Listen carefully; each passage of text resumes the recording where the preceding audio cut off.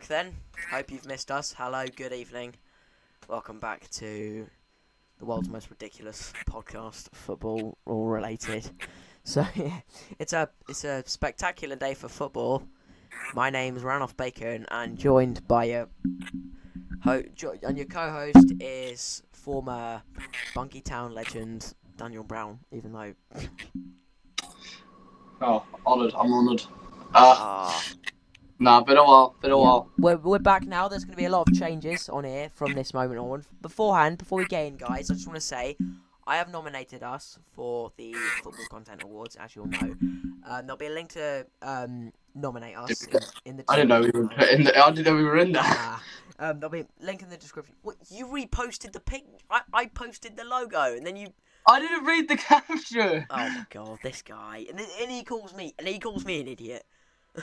The irony is unbelievable. Anyway, guys, link is in the description below. If you could, it doesn't even take 2 minutes. If you could just vote for us, that would mean the absolute planet. Right. So going into Club World Cup this Sunday. We might as well talk about it. So yeah, Chelsea have managed to scramble their way into the final, looking to add a bit of silver onto their Conference League, which is a big trophy. Oh yeah, it's about as relevant as the Club World Cup, apparently. Oh, yeah. Well, and they have to play this PSG team. No. This is where you're wrong, yeah? Because in a month's time, we get to see Tottenham against that PSG team. Oh, God. Ugh. Yeah, that's Tottenham that lost 5-2 to Bromley in their friendly. Oh, yeah, big up Bromley.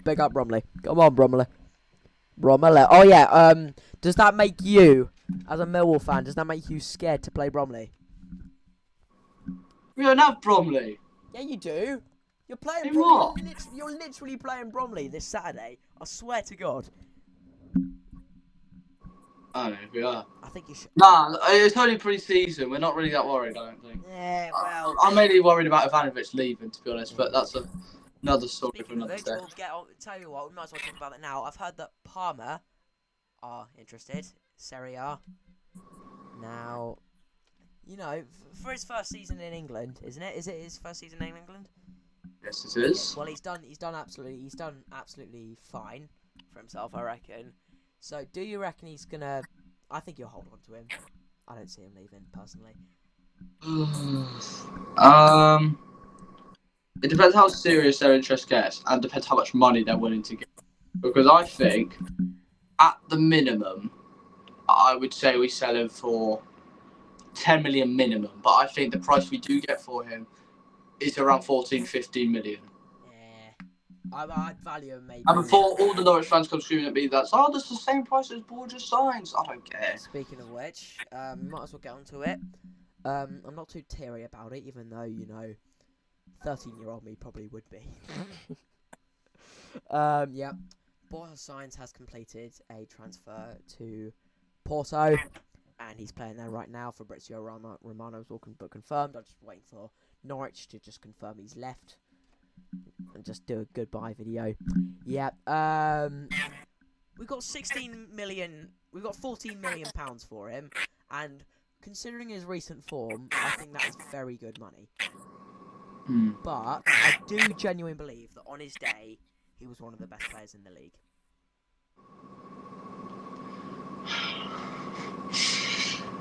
It's like Joe Piro's disappeared for you, Ranulph. It's like Josh Brownhill's disappeared for you. It's like Esteve's disappeared for you. James Trafford's disappeared for you. When are we ever going to sign James Trafford? What, you think we've got as much money as Newcastle? No, I'm not saying you're signing him. You're saying Signs was one of the best players in the league on his day. I disagree. You should have. Well, I'd love it if Millwall could get Josh Brownhill on the free, please. If you were at that Middlesbrough game with me, tell you what. Well, I wasn't. That was literally. I stand by this, even though I sounded absolutely ridiculous on BBC Radio Norfolk. He was Ronaldo. I saw Ronaldo in those boots. Yeah, I stand by saying that, even though it sounded ridiculous saying that against Leeds. Ooh, we got that. This might sound really silly, but the guy on BBC Radio Norfolk, his name's Chris Revo. Am I right? Oh yeah. Yeah. I just wanted to check I because I love do that follow. man. I love that man. Speaking of which, guys, I'll tell you what. I'll say it later. But yeah, personally, I'm just wishing him all the best. I feel like this is gonna work out for the best. And you know what? We are making big moves for the first time in seemingly forever. Norwich. Oh yeah. Yep, Norwich. Seemingly, we've signed 2 centre backs. One of which was one of the best in the championship. That's not what I was thinking about. Harry, my darling. I'm on about Norwich signing Vestergaarden, or however you say his name. It's Chris Gorham. Vist Gorham. Just say Chris Gorham. Yeah.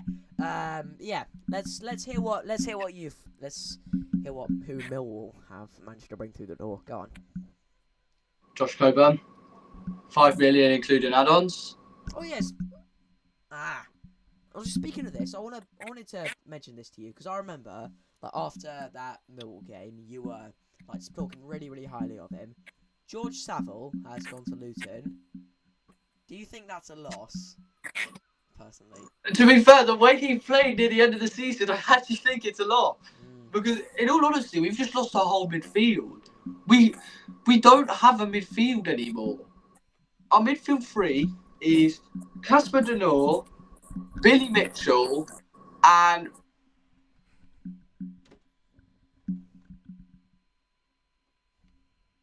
Ed. Because we've got Kramer at right back. But that means we need Zach Sturge. We really do need that guy. We were linked with him. We were in a transfer for him. All the stories have died. But I really want him back and on a permanent fee. Because I loved him as a player. He was a brilliant fullback. Yeah. He's long-term Brian replacement. Yeah. You know, people. It's become clear just how important those positions are, and it's their fundamentals really. And I think in the way. Oh, I forgot another signing. I'm really sorry. Max Crocombe. I think his name's Max Crocombe. Crocombe. Yeah. I mean his first name. I think it's Max. But we signed him. He's going to be our first choice for now. Oh, yeah? Which I feel a bit bad on George Evans. So sorry, my man. But no, Crocombe was really good in League One. I think he could do quite well in the Championship until Jensen's back. Yeah. Speaking of goalkeepers, I want to mention this because I can imagine that you are very, very sad about it. Liam Roberts. Liam Roberts' departure. Where's he gone to? Yeah, he's at Mansfield now. But no, he was actually like everyone gave him the backlash, but really he was actually a good goalkeeper. Like in the FA Cup games he played against, he played in some league games as well. He did really well in them, and then that game against Leeds in the FA Cup. Oh, what a performance! Yeah. So what do you think was holding him back from what do you think Jensen had over him last season? To be honest, I think it's why we dropped Bilkowski under Gary Rowett. He's just not modern day. He's not a sweeper keeper. Everyone wants sweeper keepers that can work with their feet. I'm not saying Jensen's good with his feet. He's got the kicking of a donkey. But his distribution ain't the best, is all I'm going to say. He can use his feet, but he's just, like, not the best at kicking. But then, like, when we dropped Bilkowski and put in George Long, God save me, as our replacement, it's because Bilkowski couldn't use his feet. But that man was like a Golden Glove winner. That man, in the very poorly timed low power mode, that man was a brilliant goalkeeper. He was a shot stopper. He wasn't a modern day keeper. That's why Roberts, I don't think, plays. Because there's no managers these days that really are like, oh yeah, I'm not looking for a sweeper keeper. Because most systems these days are keepers with feet because they all play around with it these days. Yeah, I'll tell you. Honestly, I'm sorry, but you just saying the name George Long just makes me freeze. Just makes me shiver. God. Oh no! No, you're giving me flashbacks. You're giving me flashbacks of Portsmouth at home all over again, man. Please don't do this to me, Daniel. I hate that guy. In the nicest way, George. She was just not that good. Anyway, Norwich have their new number 9. I'll tell you what, we've done the most Norwich thing of all time. So, basically, roll back to November. Norwich play Plymouth at home. Murder them 6-1. Who was the goalkeeper for Plymouth? Dan Grimshaw. Who does Dan Grimshaw currently play for now? Norwich. Why? I mean, to be fair, I feel like there probably wasn't really much between him and, well, I suppose you could say Connor Hazard is a much better all-round shot stopper, but yeah, they both conceded an equal amount of goals that did contribute to Plymouth's relegation. Of course, that does have a huge amount to do with the team in front of them, but going on to that, speaking of which, Plymouth, they've got Tom Cleverley now, who I think he'll be absolutely fantastic for them. Of course, losing Miron Moslic was a massive blow, but yeah, moving on. Vladan Kovacevic. Do you like the way I said that? Yes, I did. Sorry. Daniel, this is not the time to be texting your missus. Not. I have the watch on, pal. Oh, what? I'm putting a watch on. Sorry. I need to check the time. I can't die. Not today. Yeah. Vladan Kovacevic. Yeah. What a name. It's incredible. And I think for 2 million, he could be an absolute steal. I'm saying that now. I've never heard of the guy. You never heard of the guy? He was the one who. Oh, let me guess. Because I've heard this so many times. He's that guy that got that man of the match performance against Chelsea, wasn't it? Yeah, that's what you're gonna tell me. Yes, Yeah, you Norwich fans are gonna glaze that really hardly. Then he's gonna do really bad, but you're like, oh wait, don't forget you got that man of the match performance against Chelsea, you know. Yeah, we will. Yeah, and then we put Dan. Okay, well, I mean, to be fair, he did get that man of match performance against Chelsea. Anyway, tell you what, moving on. I'm going to stop yapping about Norwich now because there's plenty to go on there. Because they're irrelevant. So I'm going to make this. I'm going to say this now. Mohamed Kudus, more like Mohamed Judas. Oh no, not you! This is where I'm gonna give a massive shout out to a West Ham fan for a change. Brexit Bubbles is so right. He is. That man. I don't know how Alfie just gets his facts just like that. I hope you've still got my cameo he sent me from you. Thank you. Yeah, you're welcome. But yeah, go on. Say what you're saying. No, like Kudus is, well, to me he's overrated. I think he's really underrated. Like, I think you're getting a good £50 million because there are players out there that you could get with £50 million that are better. I mean, hey, look at Essie for example. But I mean, he is a good player. FA Cup winner, you know. Yeah, but no, there are players out there better for 50 million. I think than I've dropped that. Than Kudus, because I don't think he's that good. I mean, fair enough. I see where you're coming from. Like, it's very clear. I mean, what do you think? Can I ask you? What do you think is going to happen when he goes into training for the first time with Spurs, and then he gets paired up with Mickey van der Ven? Oh yeah, that will go fine. Really? Will it now? More than you believe. Well, I'll tell you what. Speaking of Brexit bubbles, there's one thing I know. That's only because of him. Maxwell Cornet is still a West Ham player. Yeah, I can't deny that either. I'll tell you what. I personally just, if I had a car, or even if I didn't have a car, I'd personally drive him to Burnley. I would. I would drive George Long to Norwich every day. Oh God! I'm gonna go on to other stuff outside the Premier League. I'll tell you what. There's one team. I don't know. You probably won't think what I'm talking about. One team who's making ridiculous moves in the Championship right now. These transfers they've made, I think, they're really punching above their weight. Who do you think I'm talking about? Don't know. Take a guess. I'll give you a clue. What was that? Say it again. Um, take a guess. It's a promoted team. It's a promoted team. I'll say that. Promoted. Sunderland? Oh no. I'm talking about Championship. Still, looks like come up from League One. Oh, Charlton. Not Charlton. No. Although I think Alfie May might cause you some trouble. Oh, no. No. Um, I don't think he got promoted. Birmingham. Yes, it is Birmingham, and it's not Wrexham. It's not Wrexham. I'm not saying it's not Wrexham. Birmingham. Tell you what, the signings they've made so far, I think those are remarkable. Tom Brady seriously knows what he's doing. I'm saying, and not. He knew what he did in his NFL career because look how he ended, mate. Of course he did. He changed the game. He changed the game entirely. He rewrote the history books, and he's trying to do the same thing in England. For a team,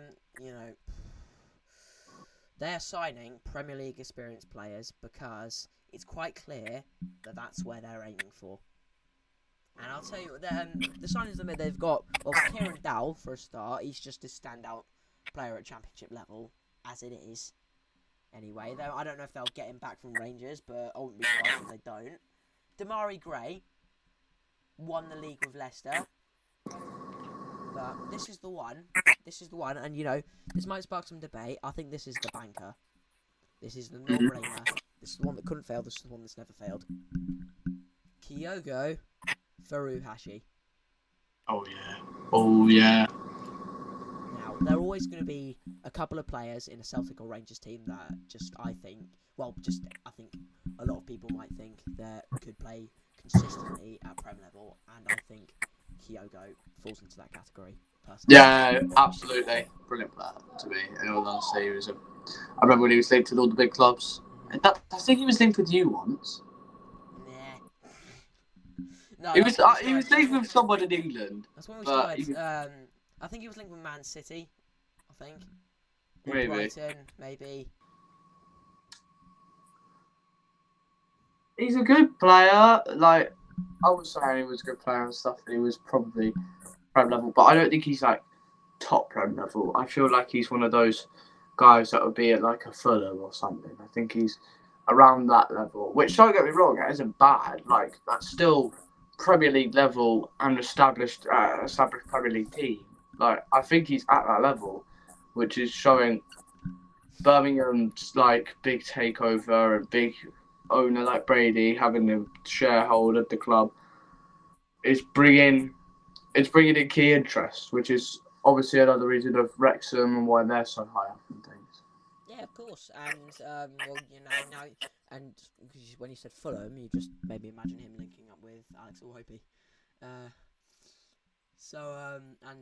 another statement signing that I feel like he was probably I could see him going to one of the more top end teams that you'd expect to be up there, but Tommy Doyle, who is not Callum Doyle's brother, regrettably, which I actually was convinced of for a while. Yeah. Where's he? What was that? Where is he? I didn't actually check. I've not seen it. He's on loan from Wolves now. Yeah, where? Where? Or where does he play? Like, what position?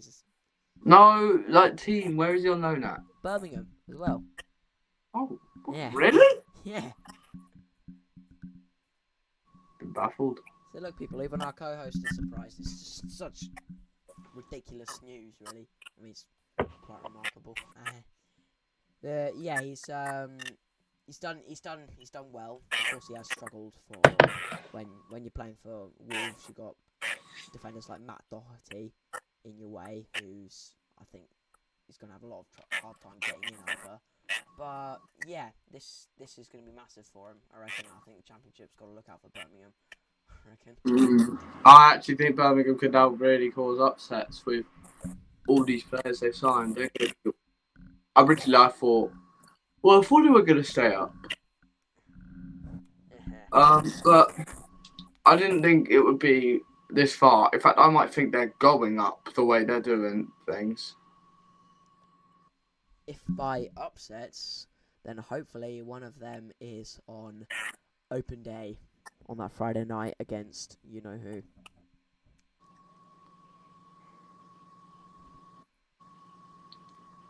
Hey, he knows what I mean. He knows what I mean. And so yeah, going on to Premier League, this is something we probably need to talk about. The game could be about to end because Arsenal are potentially about to sign a striker. Nope. Or no, I read Sky Sports. I've read to everything. Gyökeres. Apparently, the deal is breaking down and it's about to fall apart. Okay, well, But this means Gyökeres will still not go to the pre-season of Sporting. mhm. In fact, I'm going to list the things Gyökeres has done to get this Arsenal move done. The man has broke up with his girlfriend to focus on football, and because he wants the Arsenal move that bad. And also, he has privately messaged the president of Sporting asking if he could go to Arsenal. God, Talk about desperate and a half. bloody hell. I'll tell you what, you know, this is probably for the best, actually. I'll tell Arsenal, they call themselves the classy Arsenal, but they're not a classy club. In my opinion, to be fair, no club is truly at heart. And I do not think, for 1 minute, this should give Manchester United any funny ideas. To say the least. I think if the Arsenal deal falls through, he's going to Man United. Okay, to be fair, I can understand, Amarim's there, I guess, but it's such a... I don't even know. I've run out of words to describe Man U. That's how... Awful, atrocious, mid. Those don't even come close. Like, it's just so bad. It's awful. I don't even know, man. But going back to Arsenal, this is something we need to mention as well, because I feel like this has been covered up for quite a while now, and it's only just coming out now. Thomas Partey. Oh, yeah. God. You want to list the charges? Nope. Okay, I will then. I think it's 5 counts of rape. Mikel Arteta has hushed this up. It seems that way. That's just the way how the media have presented it. Yeah, like, it came out in the media, and I've not really had anything of it ever since. When it first came out. God. Okay, so we haven't really got a huge amount of time left, so we might as well get a bit further on. And probably something that's probably a bit worth mentioning. I don't really know how much you know about it. It's quite a big bit of news really recently that came out of Norwich, specifically Norwich City's women's team, and this is just quite a big milestone for the club as a whole. Let me find it again. Who it was? This is just huge for the club in general. Yeah, Evie Williams. Yeah, well, that was not. I don't think that was the first one actually. And look at this. This is getting even bigger. Look at this. Norwich City women's players are now being signed on professional contracts. I mean, because for a team that started off playing at Plantation Park, which is that's where Norwich United play. That's absolutely massive. So yeah, well done to everyone in that department. Because this is just really good. The women's game is growing absolutely exponentially. I mean, you see everything that's going on at Euro 2025. Wales weren't even getting 50 fans a couple of years ago, and now look at it. Well, I did hear some tragic news about Wales. Wales. I'm glad that all the women there are okay, but they were included in a crash. Oh yeah.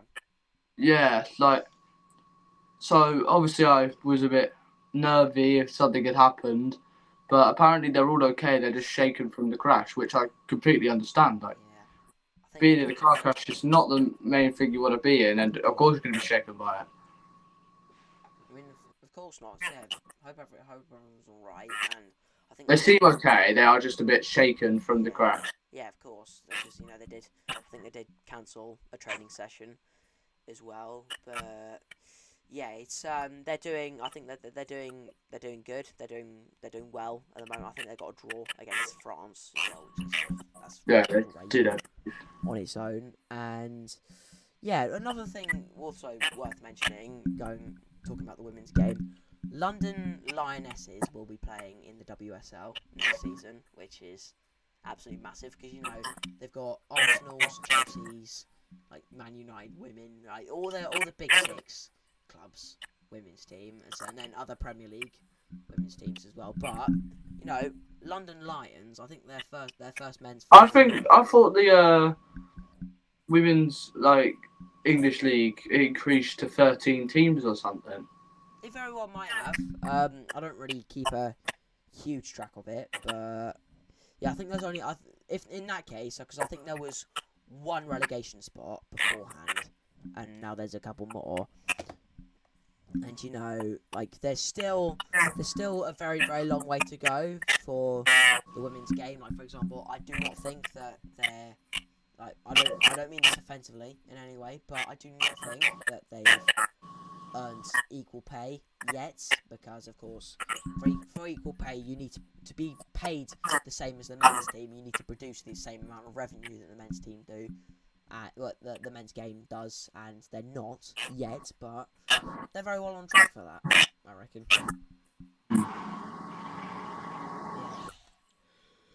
So moving back on to, we need to talk about this Sunday, the Club World Cup final. Big one. The big one. Paris Saint-Germain versus Chelsea. This is ideally, honestly, arguably, one of the most entertaining teams of the decade. What, PSG? Yes. Totally agree. Yeah. What, you think I was going to say Chelsea? Come on. I don't know. I mean, Chelsea do play nice football, I guess. But, I'll tell you what. This is... You thought Johannes Hoff Turin played nice football, but here we are. Okay, right, we're just gonna... Can we just leave that out, please? Why'd you have to shove that one at me? Anyway, yeah, we got this... I just don't... Chelsea know. I think every Chelsea fan knows exactly how they need to approach this. Because this will... If PSG score early, then they'll score another, then they'll score another. They've done that in cup finals. They are... How do you define ruthless in football, honestly? Paris Saint-Germain right now. Exactly. Look at that. 3-0 up against Real Madrid. Yeah. What was the final score? Was it 3-0? Yeah. Well, I think it was 4-0 in the end. Yeah, apparently, it should have been about 10, the way they were playing. That was really... I mean, part of me wants to say Chelsea are actually going to beat them. I mean, to be fair, it would be a very, very Chelsea thing. And I'll tell you what, if this happens, I've still, to this day, I've still got doubts about Enzo Maresca, and I'm happy to say that, really. Sure, you say he did get them into the Champions League, and he did win them a Conference League, but, which, to be honest, I think Millwall will win. But, I'll tell you, but it's a bit of a confusing one, really. Just what, I was still surprised, like, after they got him in the first place, because, he had that good start to the season, then it slowed down, but it's just... I felt like if he stayed at Leicester, they would have stayed up for certain. Absolutely. But yeah, this is Luis Enrique. He's making his daughter proud, and he doesn't seem to be stopping at all. So it's impossible to tell, really. And now, the final thing, which I hope you will look at me directly in the eyes for. After pre-season's all done, the championship comes back, and look at what we've got for an opening day. You think for a second you're being driven again? No. Okay, you might be, I'm not sure. You couldn't call it, really. Well, I suppose you could. To be fair, from an old guest in Callum, Oh yeah. He did say apparently we've got you lot first. Before it even came out, he said he's heard about it, and I'm like, imagine the scenes. He's like, yeah, I know. And yeah, we having a chat about that. Then he went on to me about how my football manager's going, which I'm not going to go into. Aw, No, I'm not saying I've been bad. It's just I don't want to go into it. fair enough. If you really want to know, I'm the England manager now, and I also manage Aston Villa. I just won the Premier League with Villa. I just won the Nations League with England, and I'm now in Champions League with Villa. I've got Phil Foden on the team as well.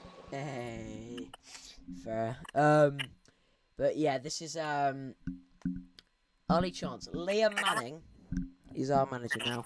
We are looking ruthless in the transfer windows. I'll tell you what. This is my bold prediction. I'm not even going to predict the game. Sargent's going to stay.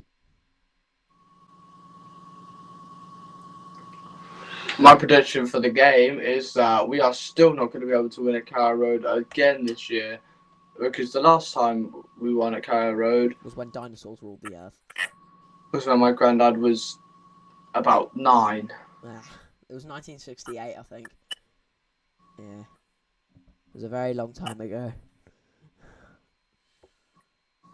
Yeah, he was somewhere around there. Yeah. Oh, it might have been 11. Yeah. Well, should certainly be an interesting one. It's finally a chance for us to, do this again. Maybe have another day out beforehand. Oh yeah, you're bringing the ID, right? Shall we try and get served in the Queen of Ice thingy? Or We're not doing this. But tell you what, there is something we are hoping to do, guys. Very soon.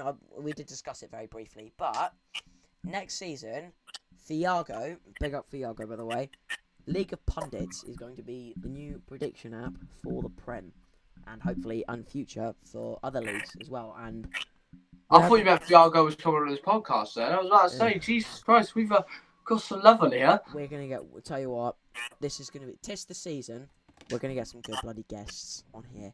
So I'll tell you what, I actually think I could get Chris Revo in here. You think you could, and yeah. I'm the one who's got contacts with him. I think I could get Chris Revo in here. Try me. Go on. Be my guest. Try it, my boy.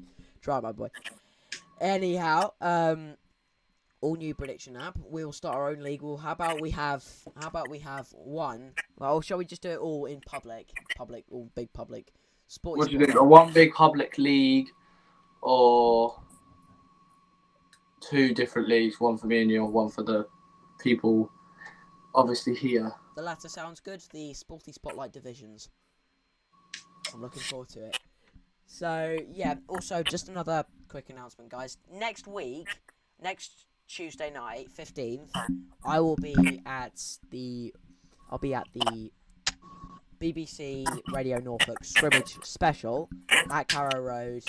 Liam Manning's going to be there. Mark Attanasiou's going to be there, and Chris Reeve is going to be there as well. So tell you what, I could if Daniel, if you want to record me a voice message explaining to Chris why he should come on the podcast, then be my guest again. And tell you what, I'm hoping to hold a big Norwich forum on here, just with a bunch of Norwich fans. So yeah, if any. What do you think I'm going to be able to invite some Millwall fans on here? I was going to get to that in a minute. If anyone's interested, then please just let me know. My DMs on Instagram are open. So Daniel, if you've got any Millwall friends, football friends. I know some somewhat popular. Well, I know some people that may be interested. Okay, well, if you've got any of those, then do your own Google Meets with them, please, because then we can do it, separately, because I don't really want to be in here with a bunch of, rowdy Millwall ultras, so. I don't want to be in here with any Norwich ultras, but Okay, scratch that. We do not have ultras. We're not Crystal Palace. And tell you what, that's the last thing I want to get onto, because I said Crystal Palace. I don't really know how you're going to feel about this. Yeah. CPFC have all but been kicked out of the Europa League. It's not. You're making me smile. This guy's making me smile. This is unfair. This is not fair. This isn't fair in the slightest. Just because Leon have financial problems does not mean that Palace should have to suffer for it. They might have even been able to play over it. Why don't they just play each other and just talk this out? This is ridiculous. They won the FA Cup in an absolute stellar performance, and this is ridiculous. This is outrageous. It's unfair. How can you win the FA Cup and not be in the Europa League? Forgive me if I'm quoting Anakin Skywalker here, but it's stupid. Ah, what a shame! What a shame! And that's all he got. That's all he got to say. And you know what? I'm gonna say nothing to that. I'm just gonna send this to. I might see if it's contacting me. And you've really got nothing to say. I mean, of course you don't, to be fair. But I mean, to be fair, I wouldn't if this happened to Ipswich. Right, so okay, so I think Daniel's got to clock off now to contact. We've both got to clock off, mate. It's not like you're just gonna all put it on me. Yeah. I don't mind you putting it on me the first time because I actually did. Oh.